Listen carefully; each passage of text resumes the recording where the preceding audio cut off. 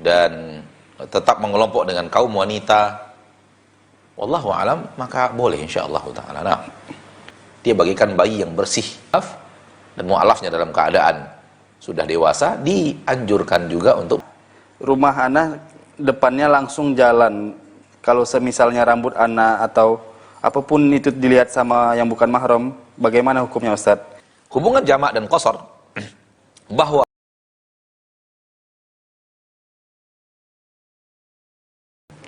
Assalamualaikum warahmatullahi wabarakatuh. Waalaikumsalam warahmatullahi wabarakatuh. Apa hukumnya wanita jogging tapi tetap memakai pakaian muslimah seperti cadar Ustaz? Selagi di tempat jogging itu laki-laki tidak ada untuk melihat dia jogging, tidak nempel pakaiannya, kemudian dia berkeringat sehingga pakaiannya nempel, membentuk auratnya, dan tidak ada laki-laki yang melihatnya, maka boleh.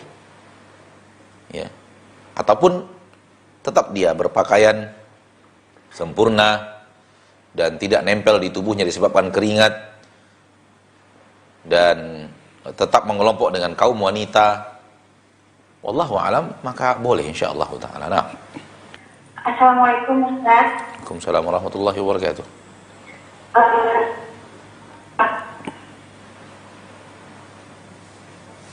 Silakan. Pertanyaannya, kalau saya mu'alaf, apakah saya harus akikah? Nah. Sekian pertanyaannya. Baik. Assalamualaikum warahmatullahi wabarakatuh. Waalaikumsalam warahmatullahi wabarakatuh. Ketika seorang masuk ke dalam agama Islam, hal yang terhebat dari dirinya adalah dia masuk Islam dengan seluruh kebaikan yang pernah dia lakukan dan menjadi pahala, dan seluruh keburukan dan dosa yang pernah dia kerjakan hilang seketika. Seluruh keburukan dosa dia nihil, tidak ada. Dia bagikan bayi yang bersih tanpa dosa. Kemudian kebaikan yang pernah dia lakukan tetap menjadi kebaikan dan bernilai pahala. Aslamta ala ma aslafta min khair. Kamu masuk Islam dengan semua kebaikan yang pernah kamu lakukan sebelum ini, kata Nabi SAW. Maka inilah kemuliaan hebat orang yang masuk agama Islam. Dan ketika dia masuk ke dalam agama Islam, seluruh kewajiban yang ada pada umat Islam, kewajiban bagi dirinya. Seluruh keharusan yang ada dalam agama Islam, keharusan baginya.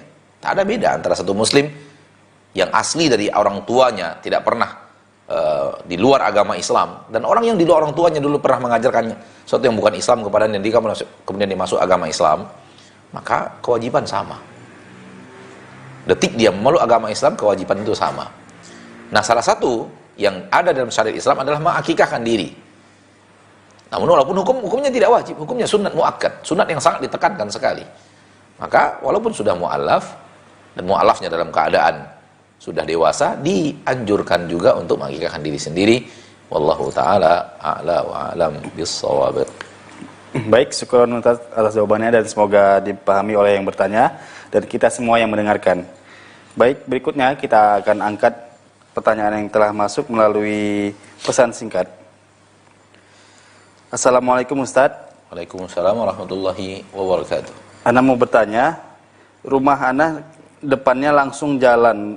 Kalau semisalnya rambut anak atau apapun itu dilihat sama yang bukan mahram, bagaimana hukumnya Ustaz? Dalam keadaan yang tidak sengaja, hamba Allah di Cikampek. Semua yang tidak sengaja tak ada dosa. Semua yang tidak disengaja tidak ada dosa. Itulah dia, Rabbana la tu'akhidna in nasina aw akhtana. Wahai Rabb kami, jangan engkau azab kami, jangan engkau hukum kami in nasina, jikalau kami melakukan kesalahan karena lupa, aw akhtana, atau kami melakukan kesalahan karena tidak sengaja. Maka ketika tidak sengaja tidak ada dosa, ketika lupa tidak ada dosa. Dan Allah tabaraka wa ta'ala menjawab, qad ajabtu, aku telah mengabulkan semua itu. Maka kesalahan karena lupa, kesalahan karena tidak disengaja, maka bukanlah dianggap dosa dalam syariat yang mulia. Dalam hadis yang mulia Nabi SAW mengatakan, innallaha tajawaza li an ummati al-khata'a wan nisyan. Innallaha tajawaza li an ummatil khata'a wan nisyan. Allah sudah maafkan dari hambaku, dari umatku, kesalahan-kesalahan yang terjadi karena tidak sengaja dan karena lupa. Nah, baik, syukran Ustaz atas jawabannya dan semoga dimengerti oleh yang bertanya. Baik, berikutnya kita akan kembali pertanyaan yang telah masuk melalui telepon interaktif yang telah tersambung. Halo, assalamualaikum. Waalaikumsalam warahmatullahi wabarakatuh. Dengan siapa di mana Bapak? Dengan saya Muhammad. Silakan Bapak pertanyaannya. Assalamualaikum Ustaz. Saya mau tanya. silakan Pak. Ini saya masih membedakan antara jamak. Ya. Iya. Jamak itu ketika apa itu dikerjakan ketika apa, dan tolong jelaskan kosor tidak, karena saya selalu bingung Baik. mana yang Baik. membedakan antara Baik. kosor sama kan Ya. jamak sama Baik. kosor sama Baik. Baik Bapak. Sudah cukup? ya cukup itu. Baik, barakallahu fiik. Baik, ini merupakan pertanyaan terakhir kita pada malam hari yang berbahagia ini biidznillah azza wajal. Semoga kebersamaan kita diridhoi dan diberikan pahala yang berlipat ganda oleh Allah Subhanahu wa taala. Bahasan terakhir tentang jamak dan qasar. Saudaraku saudariku muslim dan muslimat, fahamilah bahwa manusia kita berada pada dua kondisi. Tak mungkin ada pada kondisi yang ketiga. Kondisi pertama, musafir. Kondisi yang kedua, hadar, mukim. Kalau tidak mukim berarti musafir. Mukim adalah berada di negeri domisili. Musafir adalah lawannya, tidak berada pada negeri domisili. Dan domisili kita adalah di tempat di mana kita hidup bersama istri dan anak-anak kita.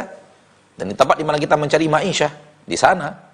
Dan rata-rata orang hidup di tempat di mana dia mencari ma'isyah bersama istri dan anak-anaknya. Dan jadikan itu negeri domisili. Sehingga kita ketika berada di negeri itu, kita adalah hadir, kita orang yang hadir, bukan orang yang safar.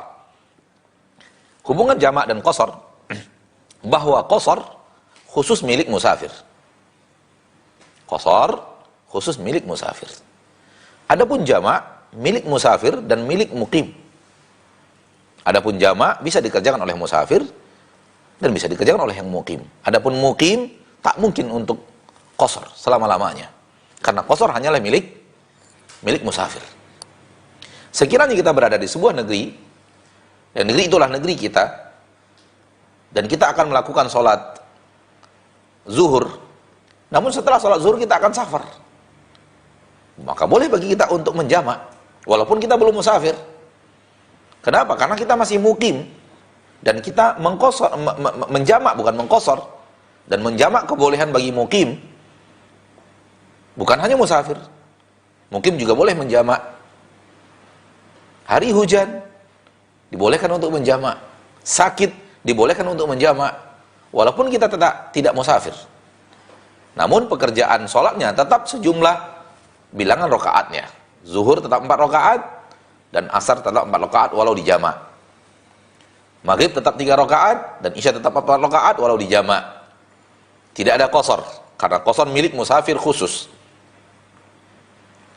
Oleh karena itu sering kita ke bandara, lalu pesawat kita terbang pas di waktu adzan, namun kita harus naik pesawat setengah jam sebelumnya, 45 menit sebelumnya, persiapan take off. Maka kita akan melakukan zuhur 4 rakaat, kemudian kita jamak dengan asar 4 rakaat. Kenapa 4? Karena kita menjamak saja tanpa mengqasar. Ketika kita sudah mulai bersafar, sudah mulai meninggalkan negeri domisili, walau negeri domisili itu masih terlihat dengan mata kepala kita. Menoleh kita ke belakang, masih nampak negeri domisili itu. Tapi batasan akhir bangunan sudah kita lewati. Maka sudah boleh mengqasar. Karena kita sudah mulai musafir. Sudah mulai musafir. Sehingga kalau kita sholat pada waktu itu, dan sholat kita adalah sholat zuhur, kita sudah boleh untuk melakukannya 2 rakaat, kemudian dijamak dengan asar 2 rakaat. Baik. Jadi musafirlah yang boleh untuk mengqasar. Nah, begitu seorang musafir sampai di sebuah negeri, dia musafir sampai di sebuah negeri. Apakah di negeri itu dia boleh menjamak dan mengqasar? Jawabannya boleh. Ijma' para ulama boleh menjamak dan mengqasar. Karena Nabi SAW pernah meninggalkan kota Madinah dan masuk kota Mekah, tawaf dan sa'i di musim haji, kemudian mengambil Batha sebagai tempat berdomisili, tempat untuk menetap di kota Mekah, dan beliau selama berada di Batha menjamak dan mengqasar. Selama berada di Batha menjamak dan mengqasar. Dan Batha, kata para ulama, di kota Mekah adalah Aziziyah sekarang. Barang siapa yang tahu kota Mekah dan tahu Aziziyah, maka Aziziyah itulah Batha. Karena dikatakan bahwa tempat Nabi bermalam di negeri Batha, di negeri yaitu negeri yang datar dan dekat dengan Mina. Dan itulah Aziziyah. Karena di balik Aziziyah adalah Mina. Ma'asyiral muslimin, ma'asyiral muslimat, rahimani wa rahimakumullah, selama berada di Batha, Nabi memimpin sholat. Karena tidak ada sahabat manapun yang berani memimpin sholat Nabi Muhammad SAW. Dan Nabi sholat zuhurnya 2 rakaat. Dan kemudian menjamak dengan asar 2 rakaat. Padahal sudah berada di kota Mekah dan bertidur sekian malam di kota Mekah. Maka ijma' para ulama, musafir yang sampai di sebuah negeri, maka boleh baginya untuk menjamak dan mengqasar. Namun berapa lama? Ini yang menjadi perbedaan pendapat. Khilafiyah terjadi pada berapa lama dia boleh menjamak dan mengqasar. Melihat dari apa yang terjadi pada biografi Nabi kita tercinta, sirah yang mulia Nabi kita tercinta sallallahu alaihi wasallam, maka beliau berada di Batha 3 hari penuh. 3 hari penuh, tidak hitung hari kedatangan dan tidak dihitung hari meninggalkan. Beliau datang pada tanggal 4 Zulhijjah. 5, 6 dan 7 full beliau di Batha, dan 8 beliau meninggalkan Batha menuju Mina.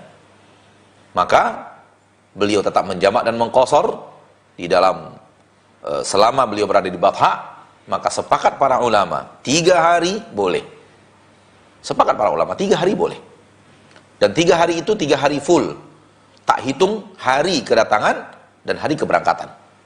Sekiranya kita ke Jakarta, kemudian sesampainya di Jakarta kita di hari Senin, Selasa, Rabu, Kamis kita di Jakarta, Jumat kita berangkat kembali ke negeri kita, ke kampung halaman kita, maka ini sepakat boleh menjamak dan mengqasar. Boleh menjamak dan mengqasar.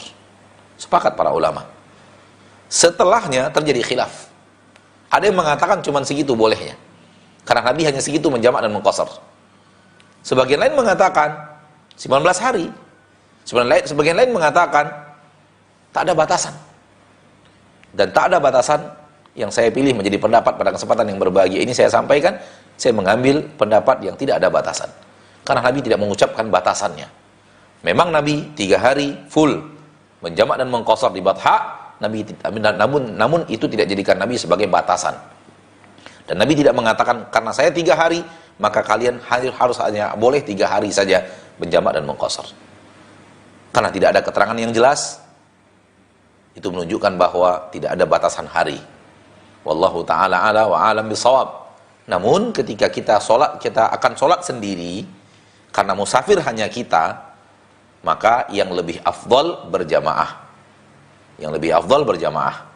Dan yang lebih afdal adalah tetap berjamaah, namun sudah dibolehkan kalau kita ingin mengqasar sendirian atau menjamak sendirian, sudah diizinkan. Dan kita tidak wajib lagi untuk pergi sholat berjamaah, namun afdal saja.